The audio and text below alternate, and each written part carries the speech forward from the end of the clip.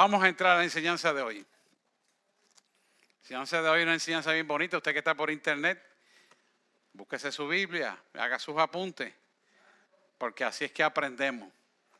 Y enriquecemos nuestro conocimiento en el Señor a medida que profundizamos en la palabra del Señor, ¿verdad? Hoy vamos a hablar de la identidad, porque estamos pasando unos procesos cuya identidad se tiene que reflejar a través de qué, de las situaciones que estamos viviendo, de las cosas que están pasando y de lo que el mundo está mirando. Quiere decir que cuando nosotros tenemos una verdadera identidad en medio de la adversidad, marque el nombre de Cristo. Porque es Cristo quien está al frente peleando la batalla por nosotros. Pero tenemos que establecer eso bien claro. Y déjeme decirle que un testimonio habla más que 1000 predicaciones. Así que todos somos predicadores de la palabra del Señor. De una manera u otra somos predicadores. Unos pueden adorar, otros pueden danzar, otros pueden predicar, otros pueden ser evangelistas, otros son misioneros, pastores, pero todos tenemos una agenda para el Señor. Y como dice la pastora, el carácter se forma a través de las muchas tribulaciones. Vamos a decirle que traiga algo por aquí un día de esto, ¿verdad? Ya tiene mucho que dar, yo lo sé. Tiene una libreta así de predicaciones. Hay que traerla. Pues mire, vamos a hablar de identidad. La identidad vamos a cimentarlo en un versículo específico de Efesios 2:10. Y fíjese cómo empieza hablando este versículo. Porque somos hechura suya, creados en Cristo Jesús para buenas obras, las cuales Dios preparó de antemano para que anduviésemos en ella. Quiere decir que antes de que tú y yo existiéramos, antes de que tú y yo pensaran nuestros padres que íbamos a tener hijos como somos nosotros de nuestros padres, antes que nuestros abuelos pensaran que iban a tener hijos y nietos, ya Dios lo tenía planificado. Fíjese que cuando hablamos de la mano de tus obras, cuando usted busque el original, eso significa poema. Mire esto, poema. Así que cuando tú analizas que somos obras de tus manos, nosotros somos un poema de Dios. Mira qué interesante. Ser un poema de Dios es algo que suena consono con cualquier ritmo armónico de unificación para una determinada creación. Eso es en definición el original, pero que usted lo trae a codación y tiene una relación perfecta y exacta, por lo cual usted y yo estamos viviendo en la época que estamos viviendo. Porque somos un poema de Dios para la manifestación gloriosa de su poder. Y la bendición nuestra que comienza desde aquí hasta la eternidad. Porque que nos llamó es el eterno y eterno es tiempo. Así que tú y yo somos seres humanos eternos. Desde el principio que le conocemos hasta el terminar en la eternidad en el cielo con Él. Por eso que al ser un poema tenemos un sonido.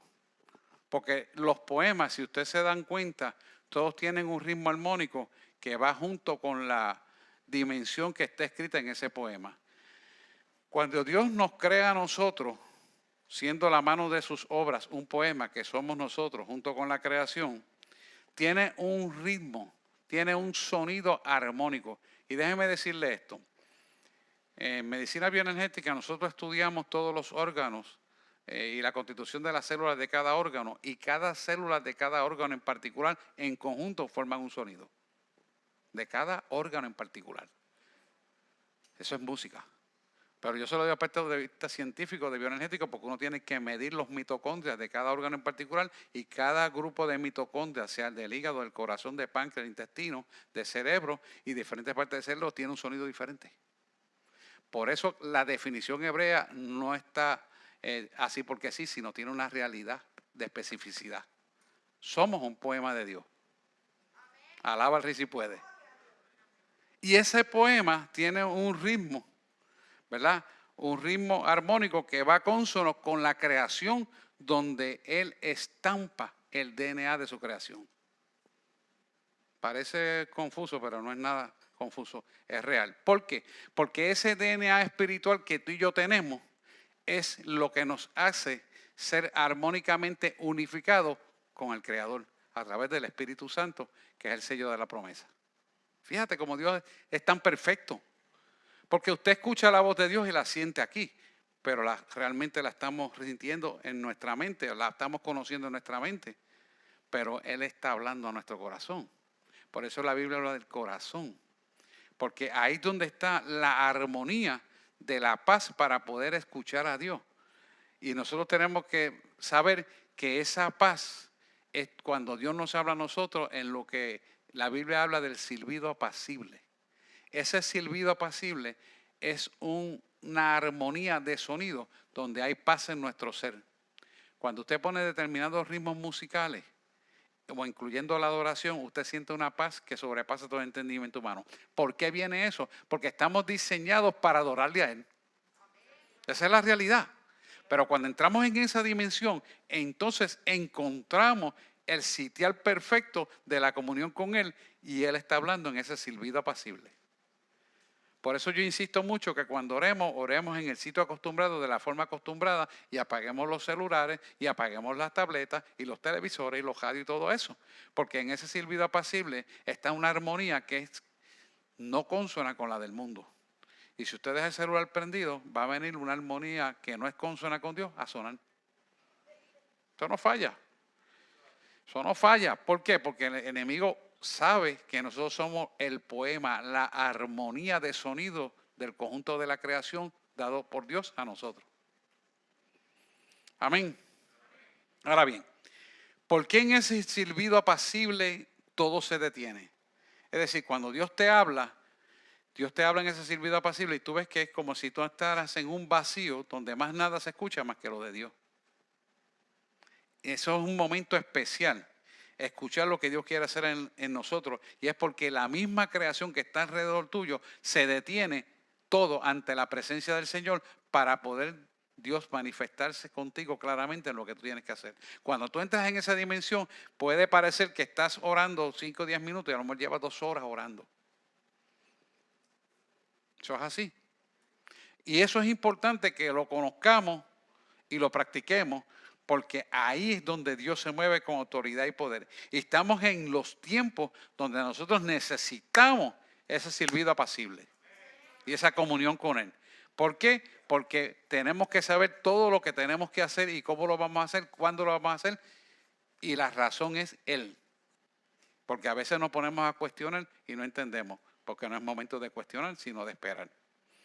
Quiere decir que toda la ternura y el amor de Dios se muestra en nosotros a través de toda la creación. Hay gente que dice, yo no sé porque Dios no existe, yo no lo veo. Pero es que si tú miras el comportamiento de los animales, si tú miras el comportamiento de la vegetación, si tú miras el comportamiento de lo que está pasando en los tiempos que estamos viviendo, donde hay socavones, donde hay volcanes en erupción, donde hay tempestades, maremotos, temblores, todas esas cosas son manifestaciones de la vegetación que son parte de la creación y son producto de la disarmonía como una queja a lo que el hombre no ha sabido manejar. ¿Y qué hace Dios con esta situación? Que son climatológicas todas. Obligar que al hombre mire hacia arriba para que entienda el daño que está haciendo. Pero el que no tiene a Cristo no lo puede entender y lamentablemente la mayor parte de las personas que tienen injerencia sobre la creación siguen explotando bombas, mandando misiles, haciendo combustiones indeseables, produciendo unos calores terribles y la manifestación de la creación gime ante la desgracia de la inequidad del hombre. Amén. ¿Estamos claros en eso? Así que la palabra dice que fuimos creados a imagen y semejanza de Dios. Por lo tanto, las huellas de Cristo espiritualmente están marcadas en nuestra vida, en nuestra alma, en el Zoé de Dios está dentro de nosotros. Y ese Zoé nosotros tenemos que saberlo canalizar para producir el propósito de Dios en nuestra vida. Las palabras de David que dice, porque sus ojos vieron su embrión, está en el Salmo 139, 16.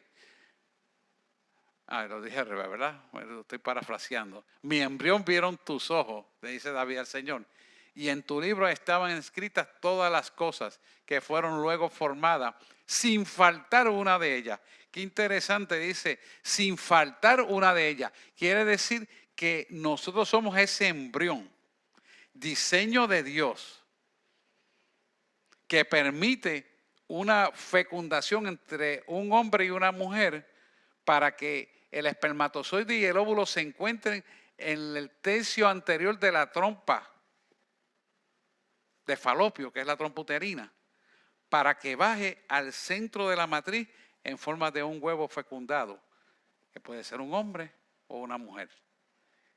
¿Qué mecanismo tan interesante y tan perfecto hizo él? Y nosotros no nos damos cuenta de que todo eso lleva una razón de ser con un propósito y un destino.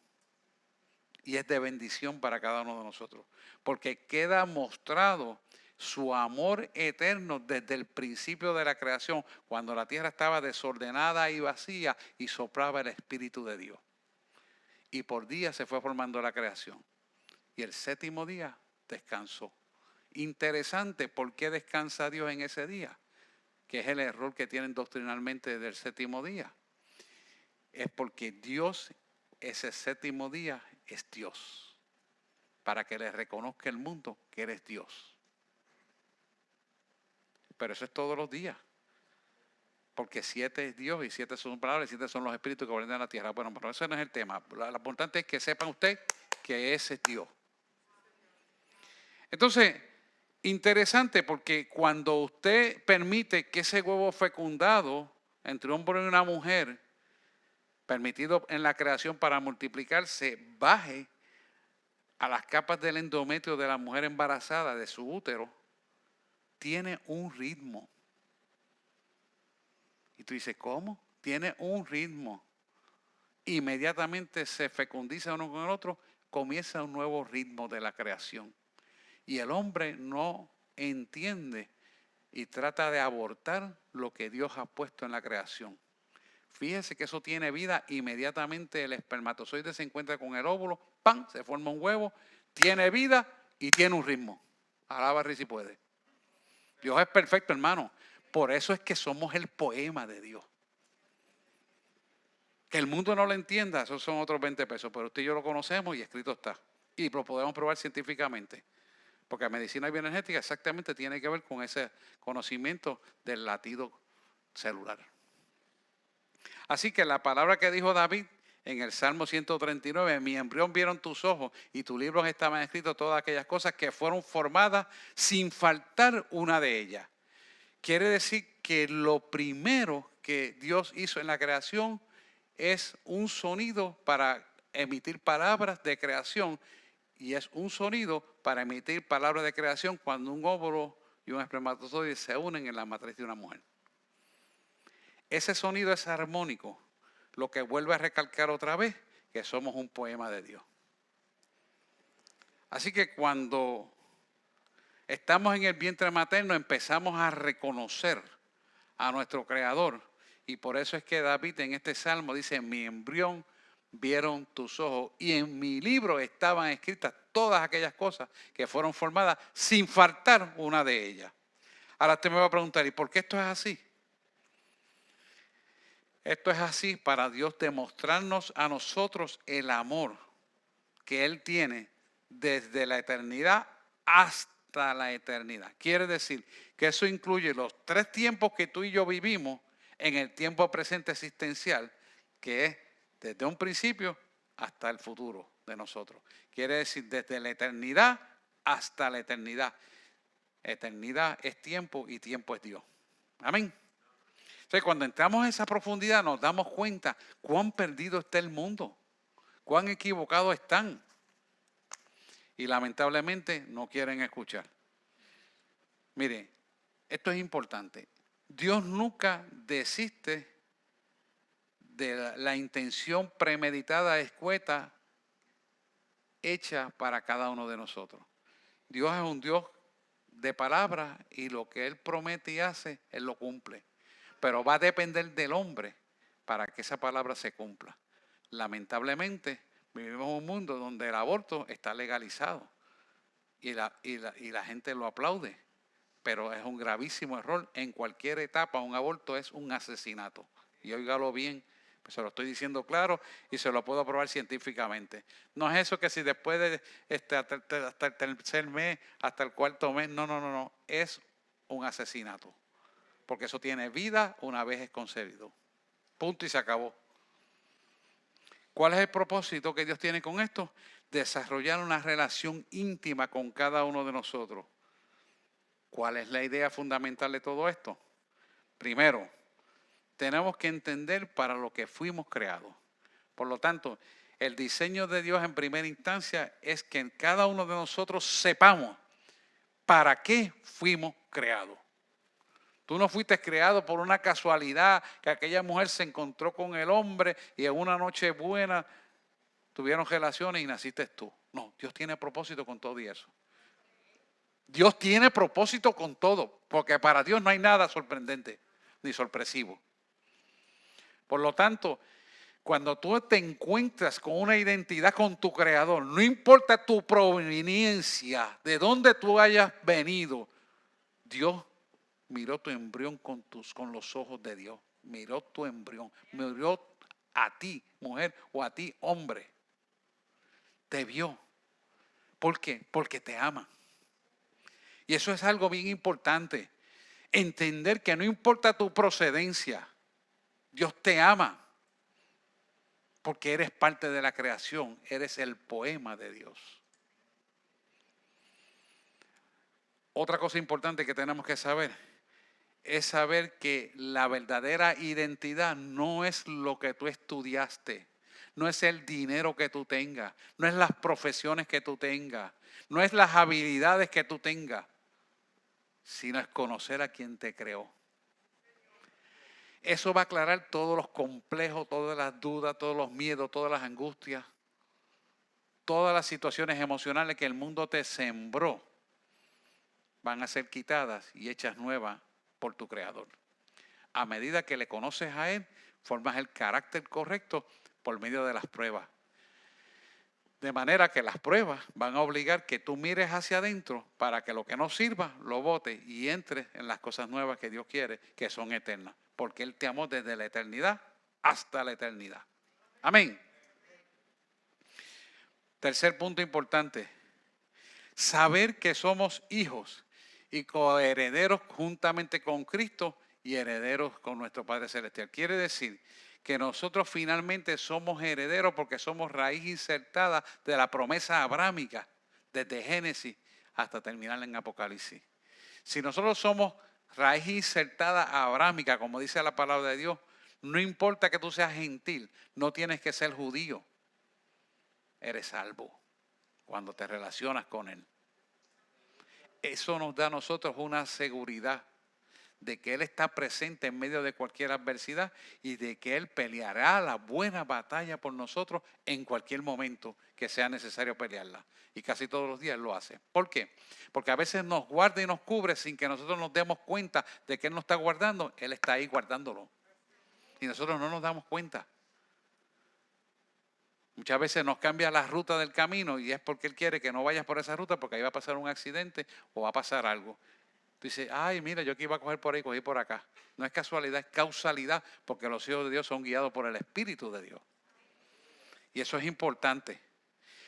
Cuando conocemos esto, entonces estamos en la seguridad de un gozo perpetuo, porque estás en un deleite de Dios, donde todo lo que enfrentes, estás en la seguridad, que por feo que se vean las circunstancias, por negativos que se vean, por malas que puedan pintar, tú vas a salir victorioso. Y esto es importante. Por eso nosotros tenemos que saber que si somos un poema de Dios y respondemos al propósito, cumpliendo lo que dice Romanos 8:28, que todas las cosas de ser para bien, a aquellos que responden al propósito para lo cual han sido llamados, entonces eso somos tú y yo. Y toda la adversidad que pueda surgir, en un momento dado, Dios la permite para crecimiento y formación de carácter, entereza de carácter, reconociendo a Él como nuestro creador, y cuando Él determine en el kairos de Dios, las cosas cambian así, súbitamente. Y eso es importante que nosotros lo tengamos meridianamente claro, porque nosotros somos hijos del Altísimo y no es cualquier cosa eso. Cuando entendemos la profundidad de esta verdad, entendemos y reconocemos un valor infinito y eterno en nuestra vida. Quiere decir que no importa las circunstancias adversas, nosotros vamos a mirar la eternidad con gozo, porque sabemos hacia dónde vamos y sabemos que el plan perfecto de Dios empezó aquí en la tierra cuando tú recibiste el llamado y continuará en la eternidad para una función dinámica y activa, armónica al propósito de Dios. Oh, eso merece un aplauso al Señor, claro que sí. Damos la gloria y honra al Señor. Así que vamos a saber y reconocer que tenemos un valor eterno, intrínseco dentro de nosotros. Por lo tanto, tenemos que cuidar nuestra salvación con temor y temblor y relacionarnos con Él continuamente para que las cosas caminen bien como Él quiere que caminen. Y esto es importante porque si todavía tú no te has dado cuenta, Dios sigue escribiendo el poema de tu vida a través de las circunstancias. Cuando Ricardo empezó a hablar, que le contaba a la persona su situación y él se identificó con la situación, es que nosotros tenemos que pasar un camino a veces lleno de abrojos y de espinos para poder entender y valorar que cuando caminemos sobre una alfombra y estemos el pie descalzo, podamos palparla con valoración de lo que Dios nos da. No estoy diciendo que no sepa valorarlo, eso es para todos nosotros. ¿Por qué? Porque la adversidad te hace valorar lo que Él te va a dar después. Si no, no vamos a valorarlo. ¿Por qué? Porque lo tenemos y damos por sentado que nos lo merecemos. Mire, hermano, tú y yo no nos merecemos nada. Por su gracia y misericordia tenemos ropa puesta y tenemos sitio donde dormir y descansar. Tan simple, tan llano y tan profundo como eso. En una ocasión, y esto lo voy a decir porque ya pues él murió, era mi tío. En una ocasión, un hombre de muchos millones de dólares, muchas propiedades, yo le dije, ¿sabes una cosa? Tú eres tan pobre y tan pobre y tan pobre que lo que tienes es dinero. Y él se me quedó mirando, como dice, ¿cómo va a ser? Sí. ¿De qué valen 57 millones y 27 propiedades si tú eres un hombre infeliz? ¿No te has mirado? No, porque las situaciones tienen que venir. Tienen que venir y van a venir, pero el problema es que tú no puedes depender de tu dinero para salvación. Cuando con algo de ese dinero tú puedas comprar el ticket para la vida eterna, pues tú me dices, le regalé el libro de Larry Burkett de la finanza. Nunca lo leyó. Un año y medio después murió súbitamente. Triste, ¿verdad? Pero así está el mundo. Por eso tú no puedes descansar en el dinero. No puedes descansar en las profesiones. No puedes descansar en yo tengo, yo hago, puedo. No. Depende de Dios. Y cuando nosotros nos damos cuenta de esta realidad, entonces, a pesar de que podamos tener momentáneamente angustias, no entramos en una angustia prolongada. No nos precipitamos. ¿Por qué? Porque cuando viene otra vez el enemigo y te suelta el problema a la mente, trata de atacar tu corazón, tú vuelves y le dices, Señor, no es mío, es tuyo. Tú peleas la batalla por mí. Y tú vuelves y sueltas. Porque es normal y natural que vuelva el pensamiento. Somos humanos. Pero lo más natural y correcto es que según viene, lo suelte. Pero si lo guardas dentro de ti, entonces entras en depresiones. Entras en ansiedades. Y esto es peligroso. Y cuando te cargas de esa manera, entras hasta en desobediencia de la palabra de Dios.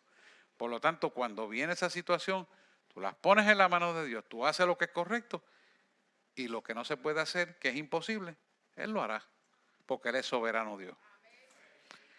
¿Cuál es la idea de todo esto? Y es que al final de nuestra vida tengamos un sonido armónico que nos unifique junto a la creación del Creador. Eso en arroz y habichuela significa que nosotros andemos armónicamente en sus propósitos para que Él pueda resolver nuestros problemas y nosotros nos encarguemos de sus problemas.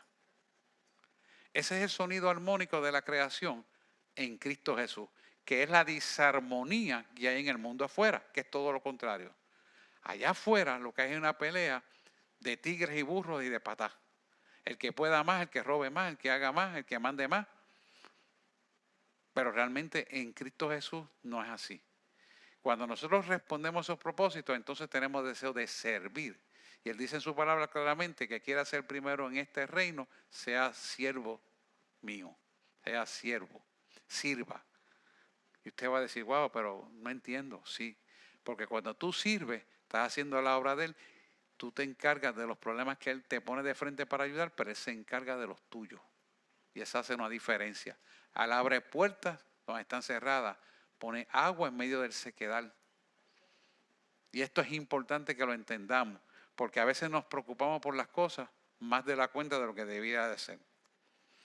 Así que cuando empezamos a cumplir ese propósito de Dios, Dios va formando una corona que nos las va a poner cuando subamos al cielo, y una vez estemos allá, dice Apocalipsis, la pondremos a sus pies otra vez. Quiere decir, oiga esto bien, que la obra continúa en la eternidad. Así que la volvemos a ponerle en los pies, significa que vamos a estar rendidos a Él para hacer lo que Él quiere que nosotros continuemos haciendo. Por eso, cuando usted está a los pies de Cristo haciendo su voluntad, su corazón arde por hacer la obra del Señor. Usted siente un deseo inefable de llevar la palabra. Usted siente deseo de orar por la gente. Usted siente deseos de llenarse cada vez del fuego de Dios. Usted no hay quien lo pueda detener, porque ese fuego de Dios lo hace moverse con un deseo de ardiente de servirle a Él, mostrando la verdad que usted conoce. ¿Cuál es el propósito de Dios en todo esto? Fíjese que ni siquiera es para Él. Es bendecirnos a nosotros y bendecirnos en toda nuestra descendencia. De tal manera que podamos entender que vamos a recibir la bendición desde aquí hasta la eternidad. Por esto es importante que nosotros entendamos cuál es el propósito de Dios con una identidad correcta. Cuando en medio de las situaciones te dice lo que dice Filipenses 4:10 y dice, regocijaos, mira, vamos a leerlo completo. De gran manera me gocé en el Señor de que ya al fin habéis revivido vuestro cuidado de mí, de lo cual estabais solícitos, pero faltaba la oportunidad. Y dice, regocijaos, regocijaos, y otra vez digo, regocijaos para siempre. Pablo no está hablando de esto específicamente en un momento bien espantoso para él, en un momento donde él estaba preso y estaba esperando la muerte. Quiere decir, estaba en la antesala del martirio más grande que cualquier ser humano pueda tener, que es ir a ser degollado. Y sin embargo él decía, regocijado. Y le escribía a Timoteo, sigue perseverando en lo que has aprendido de mí y de tu abuela Loida. Quiere decir que él persistía en medio de esa adversidad que le iba a costar la vida, persistía en que se le hablara con denuedo la palabra. Y tú vas a decir, wow, pero ¿cómo es esto? Que él está en la antesala de la muerte, está encarcelado, está sabiendo que ya tiene sentencia de muerte. ¿Cómo es posible? Gracias por poner en Filipenses 4, que no lo mencioné. Regocijados, regocijados siempre en el Señor. ¿Cómo es posible que Él le diga a esta gente, regocijados? Sí, pero esto es como, hello, como que es un masoquista. No. Porque Él sabía que su cuerpo era eterno y sabía que su tiempo hacia la eternidad se acercaba. Entonces, en lugar de estar triste, estaba gozoso. ¿Por qué? Porque sabía hacia dónde iba. La gente sufre con temor a la muerte porque no saben hacia dónde van a partir. Pero cuando tú estás seguro del Dios que tú le sirves y te tocara morir por las razones que fueran, tú no tienes miedo, porque tú sabes para dónde vas. Amén. Y aquí hay tres verdades sublimes que quiero traerles a colación rápidamente, que tenemos que entender. La primera es que nuestra alegría debe ser perpetua. Dice, pero ¿cómo va a ser perpetua? Bueno, de momento puede haber adversidades y no digo que hayan cambios emocionales porque por aquí lo que corre es sangre, ¿ok?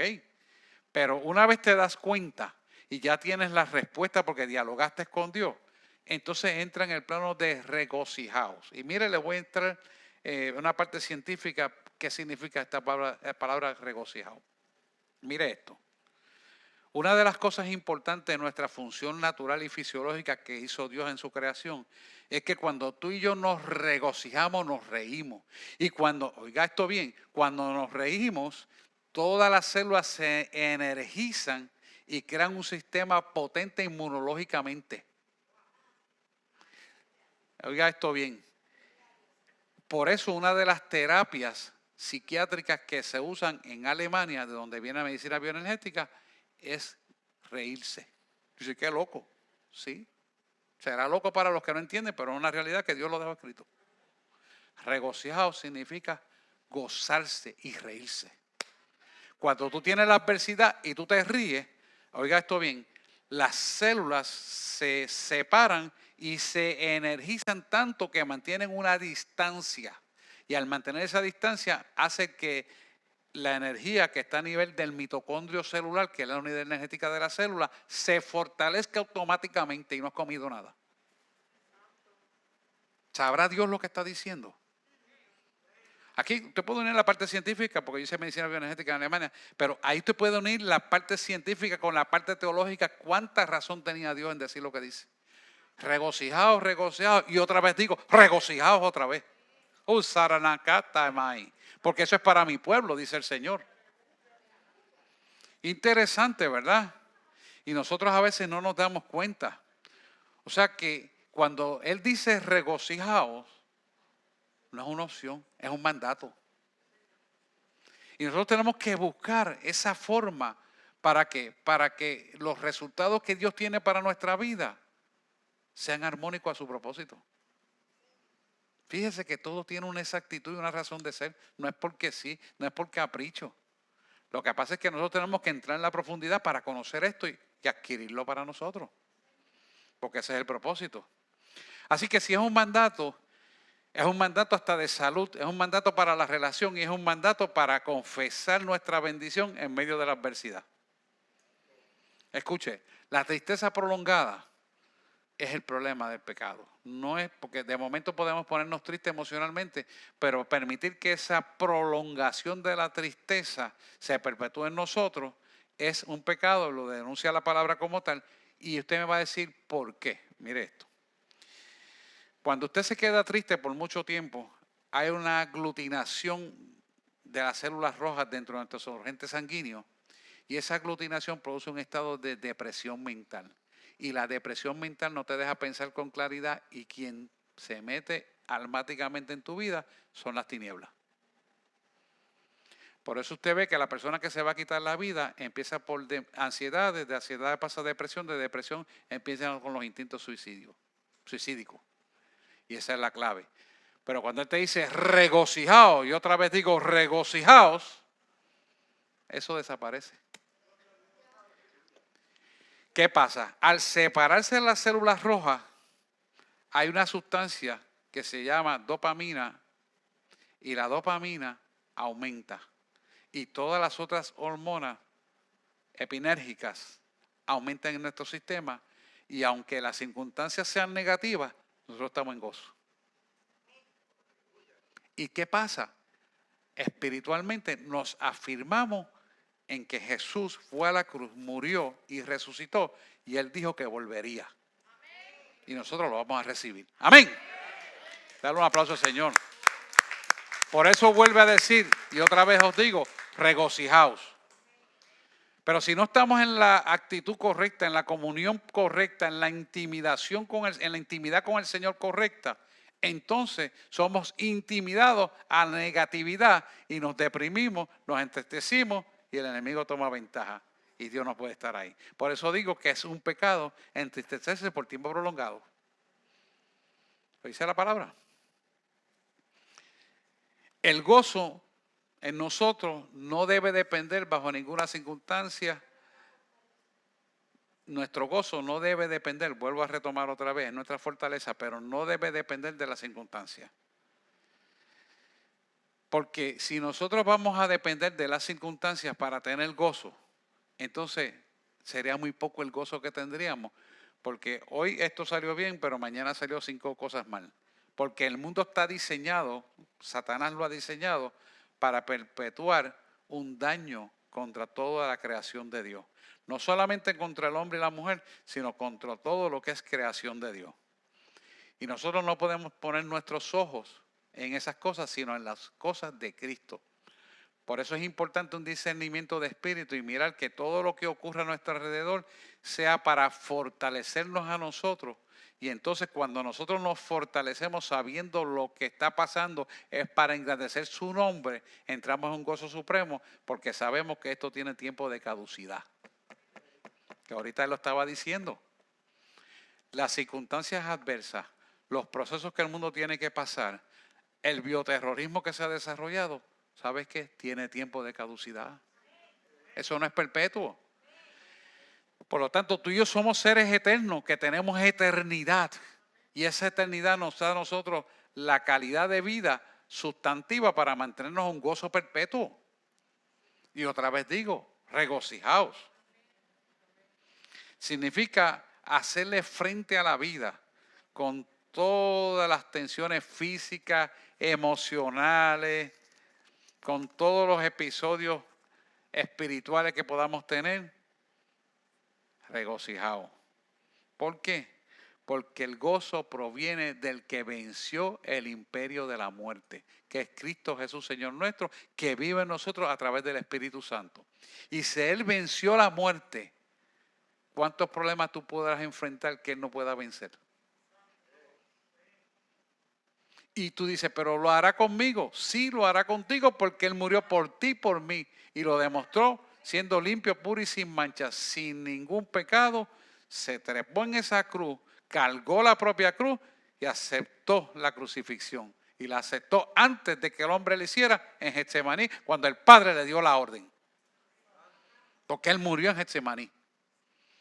Lo que hizo fue que espiritualmente, donde la entrega es verdadera, fue en Getsemaní y lo vino a demostrar físicamente como hombre en la cruz del Calvario.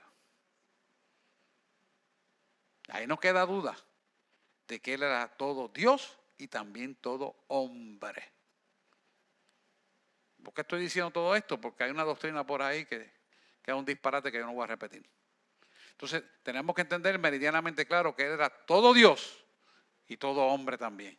Quiere decir que en la carne sufrió como sufrimos tú y yo, pero como Dios redimió todos nuestros pecados, delitos, transgresiones y enfermedades para clamar a Él y recibir las bendiciones que Él tiene para nosotros.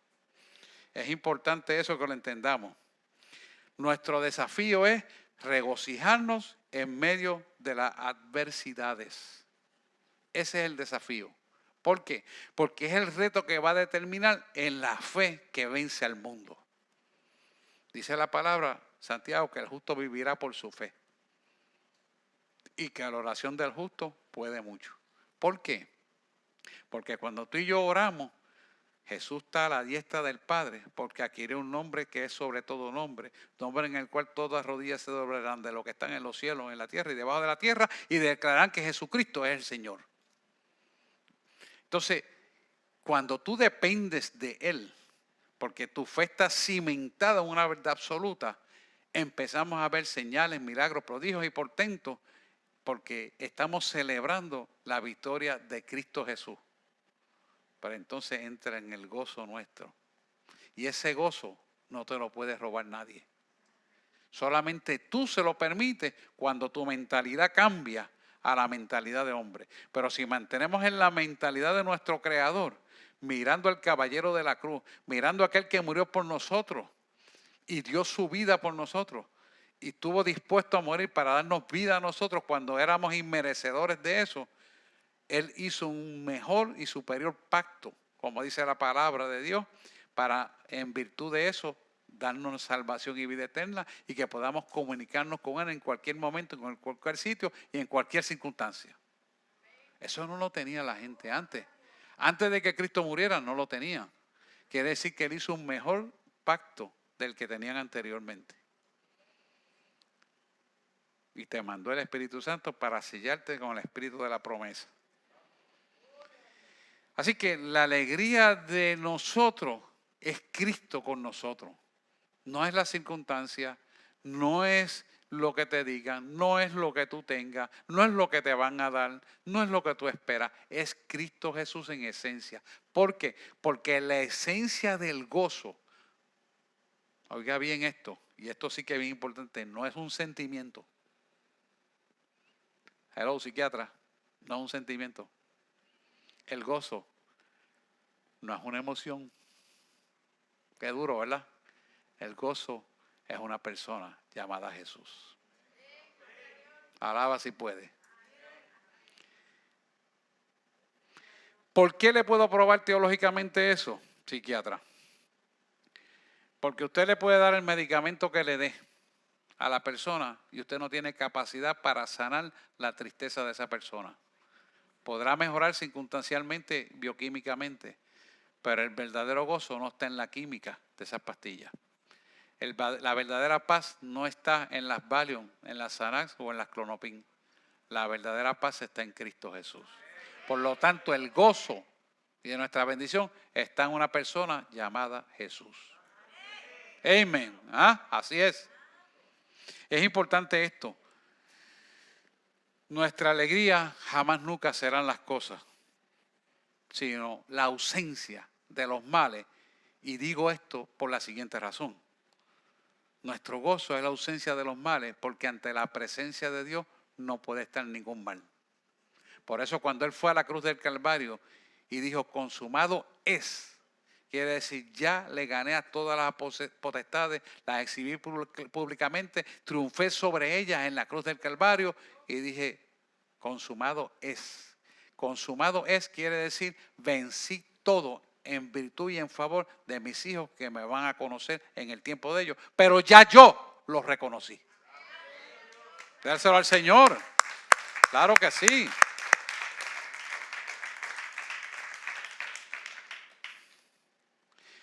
Pablo sigue diciendo, regocijaos, regocijaos en el Señor, porque el gozo del Señor es nuestra fortaleza.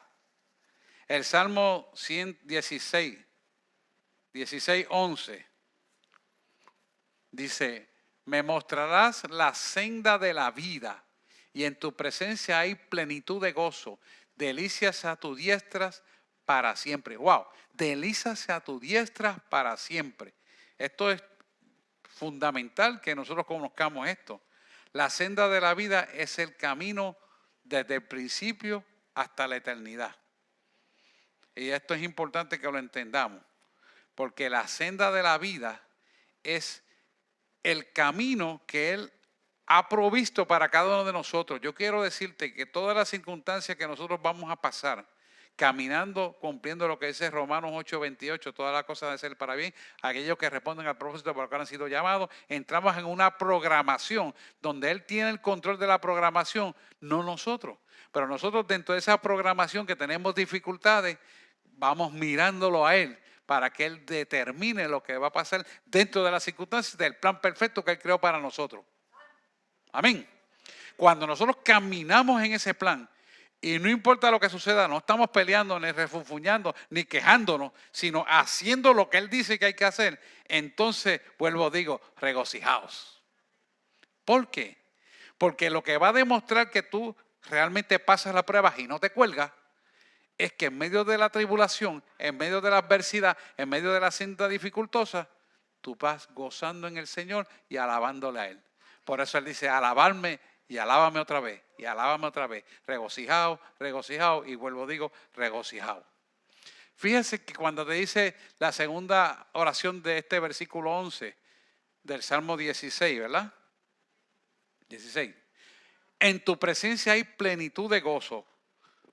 Cuando dice en tu presencia hay plenitud de gozo, es que cuando tú y yo oramos, estamos a la diestra del Padre, donde está sentado Él juntamente con nosotros, porque cuando oras espiritualmente, estás en la categoría de estar a la derecha del Padre juntamente con Él, porque Él intercede y mejora las oraciones de lo que tú pidas. Por eso el libro de Efesios dice que nos dará mucho más abundantemente de lo que pedimos y pensamos. Cuando tú pides una cosa y Él da la solución, da algo mejor de lo que tú pedías. Amén. ¿Pero por qué? Porque hay plenitud de gozo en lo que estamos haciendo. Porque sabemos que lo que nos va a dar es siempre superior a lo que hemos pensado que íbamos a tener. Ese es Dios. Es decir, como un regalo por la obediencia de creerme a mí en medio de la adversidad. Yo te voy a hacer lo que tú quieres y esperas, pero lo voy a superar. ¿Para qué? Para mostrar que la gloria es mía y no la comparto con nadie. Porque no comparte su gloria con nadie. Hebreos 1:3. Déjame buscarlo aquí.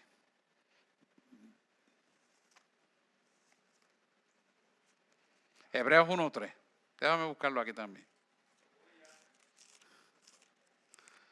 Hebreos 1:3. Tengo la versión de King James, ustedes tienen la Reina Valera, ¿verdad? Aquí. Dice, el cual siendo el resplandor de su gloria, es decir, el resplandor de la gloria de Dios, y la misma imagen de su sustancia, quiere decir la reproducción exacta. La imagen de su sustancia es de su sustancia, que es debe ser con letra mayúscula, porque es su sustancia, que representa todas las cosas, quiere decir que es la reproducción exacta y sustentando todas las cosas con la palabra de su poder, quiere decir que conlleva un significado que Jesús nada más puede sostener el peso de sostener la creación y el universo completo. Esto es grande y a la misma vez también atiende hasta los detalles más finos de cada uno de nosotros. Quien sustenta todas las cosas con la palabra de su poder, habiendo efectuado la purificación de nuestros pecados por medio de sí mismo. Se sentó a la diestra de la majestad en las alturas. Dice a la diestra de la majestad en las alturas. Se refiere a la obra terminada de Cristo en la cruz del Calvario. ¿Qué es importante en esto? Que su sacrificio en la cruz del Calvario fue aceptado por el Padre Celestial y por lo tanto Él adquirió un lugar que es sobre todas las cosas y está a la diestra del Padre. ¿Sabes una cosa? Cuando tú recibes el Espíritu Santo, cuando tú vives en obediencia a la palabra de Dios, cuando tú oras, las cosas van a ocurrir porque tu oración sube al trono donde se deciden los destinos de la tierra. Y como va complementada con el Jesús, que es su Hijo, esa oración va a subir perfecta al Padre. Y por eso cuando pedimos algo, Él nos da mucho más abundantemente, más grande lo que pedimos y pensamos, como dice el libro de Efesios, porque Él perfecciona la oración, sabiendo y reconociendo Él que somos imperfectos. Eso es grande. Eso es grande. ¿Usted está entendiendo lo que Dios nos está diciendo?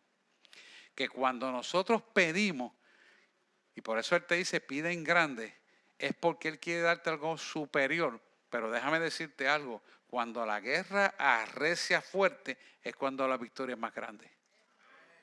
Y nosotros tenemos que aprender eso.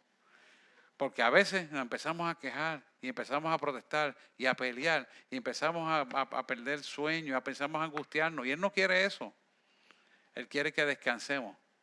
Venid los trabajadores a mí que yo os haré descansar porque fácil es mi yugo y ligera mi carga y fácil mi yugo. ¿Por qué? Porque a veces no nos damos cuenta y dejamos que esas emociones nos dominen. Y ocupan el pensamiento y el estado emocional nos domina y entonces entramos en dificultades y hasta nos podemos enfermar. Por eso vuelve a decirnos, regocijaos otra vez. Ya saben el mecanismo de la célula, ¿verdad? Tercer punto y con esto nos vamos. Deleítese a tu diestra, que es donde Él intercede por cada uno de nosotros. Eso está en Hebreos 7, 26 al 27. Vamos a explicarlo brevemente. Hebreos 7, 26 al 27. Porque tal sumo sacerdote nos convenía, santo, inocente, sin mancha, apartado de los pecadores y hecho más sublime que los cielos. Wow. Quiere decir que el santo sacerdote nos convenía. Quiere decir el nuevo y mejor pacto que Dios hizo a través de su Hijo Jesús, muriendo en la cruz del Calvario por nosotros, fue un pacto superior a lo que tenían los judíos. Fue un pacto superior a los antiguos. Quiere decir que nosotros estamos en una mejor posición para tener una mejor relación con nuestro Creador. Sin embargo, la mayor parte del pueblo no la aprovecha. Y entonces habla de unas características que le convenía que tuvieran Jesús en favor nuestro, que era santo, inocente y sin mancha, apartado de los pecadores. Interesante esto, apartado de los pecadores. Significa que nosotros tenemos que vivir una vida santa, apartada del pecado. Que le llevemos y denunciemos el pecado, pero que no seamos partícipes de ese pecado. Y esto es importante, hermano. Muchas veces nosotros permitimos cosas en los hogares por no ofender la vida de la gente. Y lo que estás ofendiendo es a Dios. Y estás permitiendo que el pecado pueda morar en tu casa. Un solo ejemplo le voy a dar. Permitir alcohol en tu casa y borrachera. No porque se ofende porque estamos en Navidad, tú sabes, y todo el mundo está con la cerveza y el ron. Siempre hay alguien que se emborracha y hace las cosas. No, hermano. Usted tiene que establecer la disciplina y el orden. Usted es el patriarca de la casa. Y Dios va a reclamarle esa responsabilidad a ti. Y al que no le guste, pues que no venga. Porque para tener este problema tú no estás. La salvación no tiene precio. Y no se puede poner en riesgo. Fíjese lo importante de esto, porque la santidad dice claramente, sin la cual dice la palabra, sin santidad nadie verá al Señor. Significa que si no mantenemos la santidad, vamos a permitir que nuestra alma se manche.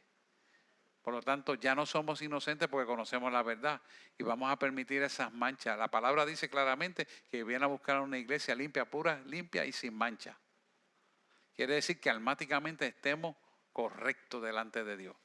Y nosotros tenemos que enderezar nuestra vida de una forma correcta, porque el sonido de la trompeta se va a escuchar en la medida y forma que tú depures tus oídos, tus ojos, tu mente, tu boca y tu corazón. Amén. Vamos al 27.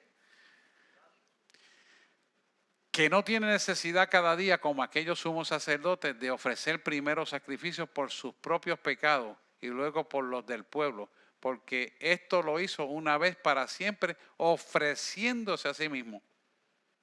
Ya no hay que hacer más sacrificios. Simplemente aceptar el que hizo Jesús y vivir conforme a su palabra. ¿Por qué le estáis trayendo esto? Porque todavía hay mesiánicos aquí, que todavía salen de la caseta del patio de su casa a celebrar el séptimo día ahí. Ya usted no tiene que hacer eso.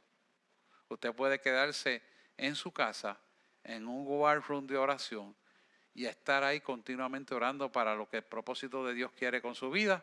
Y usted no tiene que hacer eso para poderse reunir con Dios, porque ya el envío al Espíritu Santo está dentro de nosotros y es el comunicador para Dios con nosotros y nosotros con Dios, a través y en el nombre de aquel que murió por nosotros en la cruz del Calvario, que fue Jesús, que adquirió un nombre que es sobre todo nombre.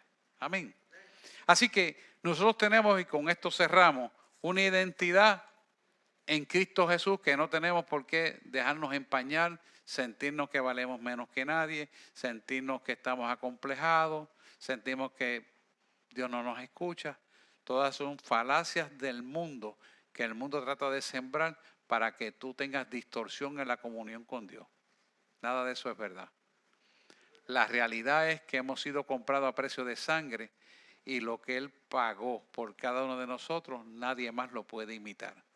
Quiere decir que cuando Él derramó esa sangre nos demostró un amor ágape, que es el amor más grande que puedan demostrar por tu vida.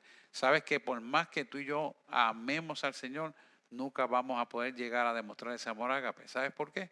Porque no tenemos la capacidad de morir por nadie. Quiere decir que siempre estamos en deuda.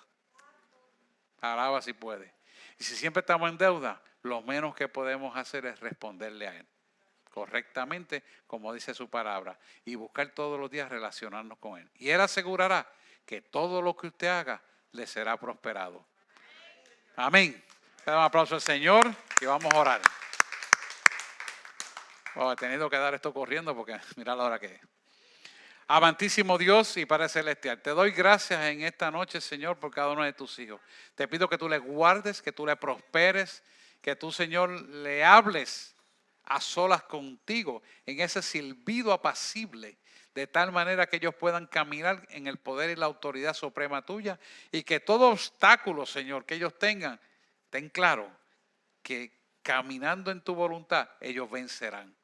Así que caminarán sin miedo y descansarán en ti y disfrutarán la vida abundante, porque tus promesas todas son hechas para cumplirse en favor de aquellos que te aman. Y tú cumplirás, porque tú no dejas justo desamparado, ni su simiente mendigue pan en medio de cualquier adversidad, porque tú no compartes tu gloria con nadie. Y es para ti la gloria y el gozo será nuestro. Por eso decimos, nos regocijamos, y otra vez digo, nos regocijamos en tu santo y bendito nombre. En el nombre de Jesús. Amén, amén y amén. Dios les bendiga.